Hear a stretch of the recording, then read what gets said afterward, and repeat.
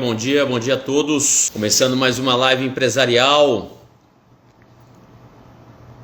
Bom dia, sejam bem-vindos. Bom, acredito que a gente já consiga falar um pouquinho sobre o princípio da validade do separável e, logicamente, aí qualquer indagação, qualquer dúvida, eu fico à disposição aqui para qualquer esclarecimento. Olhem só, eu me lembro que quando eu sempre passava esse trabalho para os meus alunos, esse tema de trabalho para os meus alunos, sempre despertava muitas dúvidas, né? Ah, professor, mas eu nunca ouvi falar nesse princípio da validade do separável, eu não consigo localizar nenhuma doutrina, onde está na lei e etc.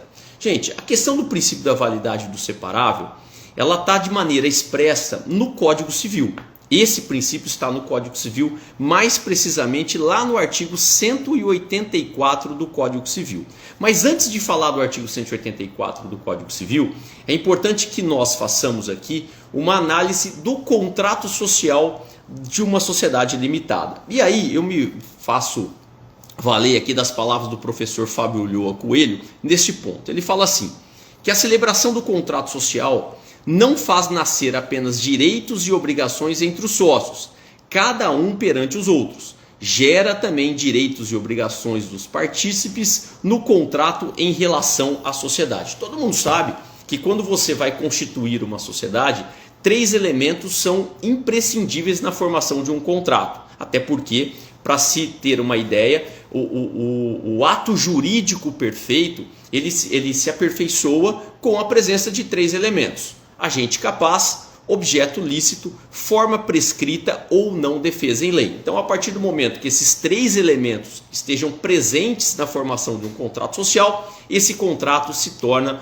um ato jurídico perfeito e, consequentemente, um direito adquirido àquelas partes. E aí, quando você fala no artigo 184, que é o tema dessa live de hoje, o legislador diz o seguinte: respeitada a intenção das partes, a invalidade parcial de um negócio jurídico não o prejudicará na parte válida, se esta for separável.